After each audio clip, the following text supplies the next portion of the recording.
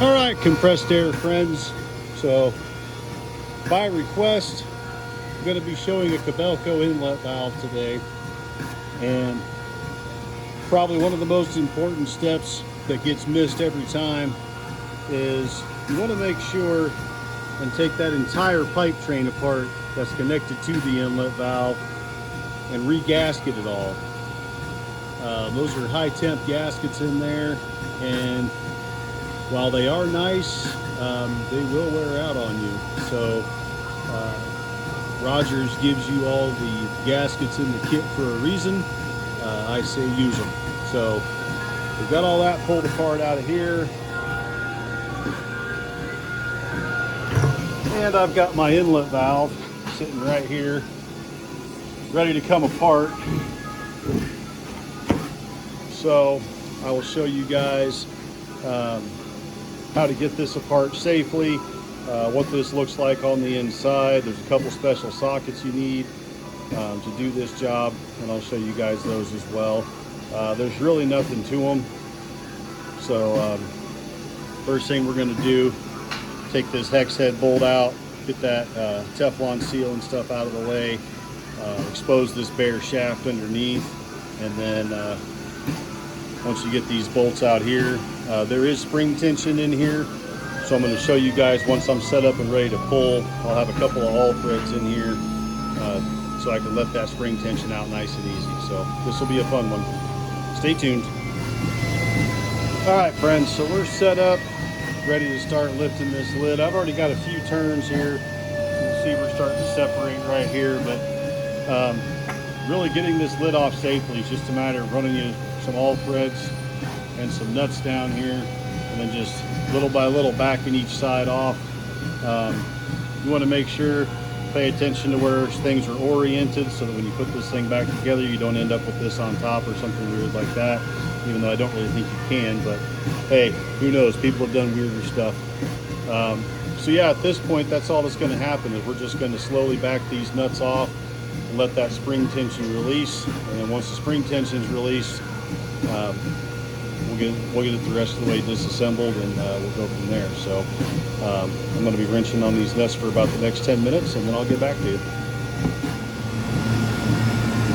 All right, friends. So you can see, I mean, you're up a real good ways before spring tension is finally completely relieved. So once you get to this point, we're just going to go ahead and pull these allthreads out. Don't let them sneak away too far. You're going to need them for reassembly, but you can take them out, set them aside for now. And once we do that, we'll get this top cap off and get these springs out of the way, and then we can get down into the meat of this thing. Those of you who've never done one before, you're going to be pleasantly surprised at how simple it really is in here. So I'm going to get these things out of the way, and we'll get down to business. All right, friends, so here's how the assembly looks in all its glory. So we've got a front piece laying there with the spring. There's our back piece that this slides into. And like I said, this is where the magic happens right here. So in order to get the diaphragm off, let's get a new one right here. So we got to change this out. Down inside here, there's a bushing and a V-ring down here that needs to get changed out. So in order to do all that, you got these special nuts on here that require special sockets. So it's really as easy as you got one socket that fits that bottom nut.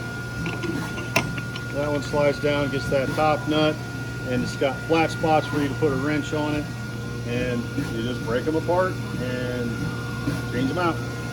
So let me get this apart and I'll show you all what that looks like. All right, friends, so once we've got our shaft disassembled here, there's all our bits and pieces that were on there. get this bottom plate off, like I said, inside of here. Get your snap ring out of the way. That bushing will usually just pull right out of there. But then down inside there, can't really see it, but you can feel it. There is, where's my new one? There's this ring in there. And you want to make sure when you take that out, you can see it a little better from here. You want to make sure when you take that out, make sure the V in that V ring faces the right direction. Now, as far as getting that out and getting the old one in, I don't have any advice for you other than just be careful you don't mess up your new one. Usually you can take and just kind of bend them around a little bit, get them in there. But yeah, they can be challenging when they want to be. So we'll get this one done, start reassembling the shaft. We've got one more V-ring and bushing combo on the front end of this that we'll do.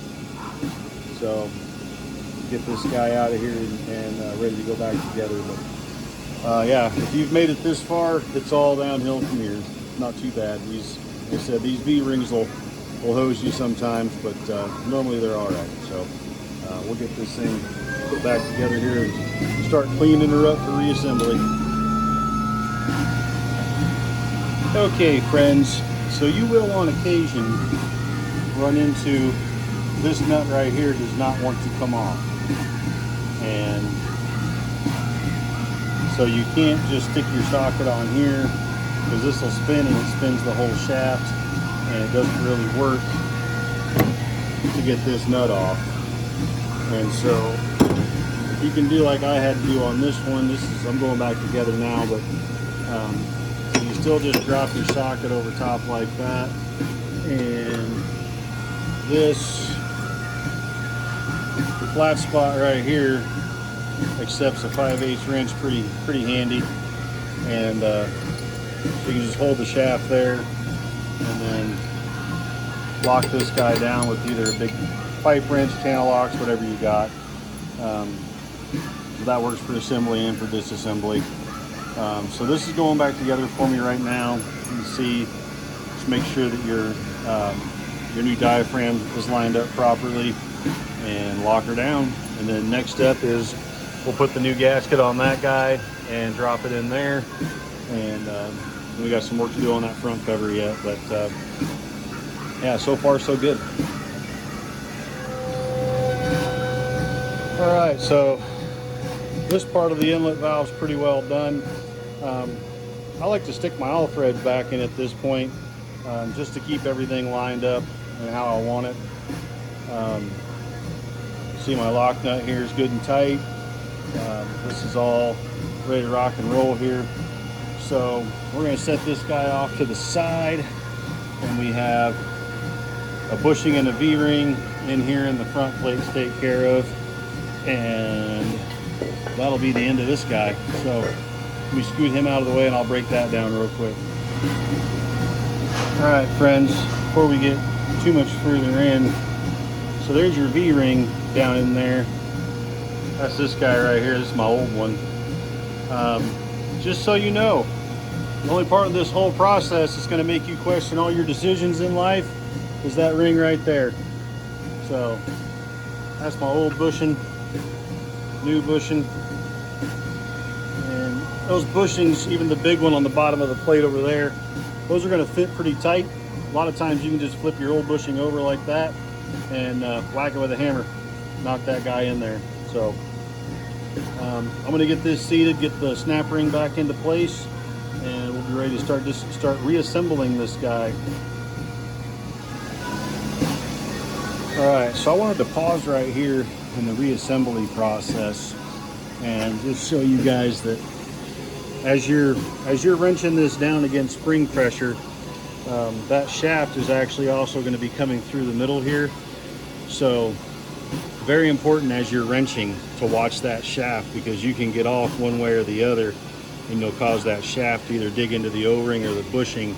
So super important that you're not watching so much that this is level, but you're watching your shaft in there and making sure your shaft is staying centered Sometimes you might have to tighten down a little bit more on one side or the other to pull this thing so that that shaft is centered. But super important to watch that. Said you get out of whack, you can nick the O-ring, you can gouge the bushing, all kinds of things at this point in the process. So just know, be watching in there, and just make sure you're coming down nice and slow and level. All right, friends, down to the last pieces here, and these two I think are pretty obvious where they go. This little O-ring right here, he actually lives. Take that apart, that out of there. He actually lives right in there. So change your O-ring out, your Teflon disc, bolt it all back down on top, and that's it, man. And there you have it, friends. She's ready to go back in. I'm gonna give these mating surfaces a little bit of love before I reinstall with the new gaskets. Couple of important points to note on these. Sometimes as you're backing this off on your allthread, you might only have a gap yay big, and all of a sudden your nuts get loose. You need to take a dead blow and give this guy a few good whacks around here to get that spring to pop, because you go ahead and think that you're done and then that spring pops, that's going to be a bad day. So that spring tension should be there for a long ways up. So if you only got a couple inches or so and all of a sudden your nuts get loose, leave your nuts loose and give this thing room to pop, and then just take a dead blow hammer or something and just tap all around this thing until that spring pops. The other thing about these is, I know somebody's going to come in my comments and go, oh, well, I just stand on them while I take the nuts out. I don't bother with the allthread. Hey, good for you. Try it on my job site once. You'll be packing your shit and going home. So don't come in my comments talking that dumb shit. Use the allthreads, be safe. No reason to get hurt because you're lazy. So that's all I got on this thing, man. I'm going to put this back together and re-gasket my pipe train, and yeah, call her a day. See ya.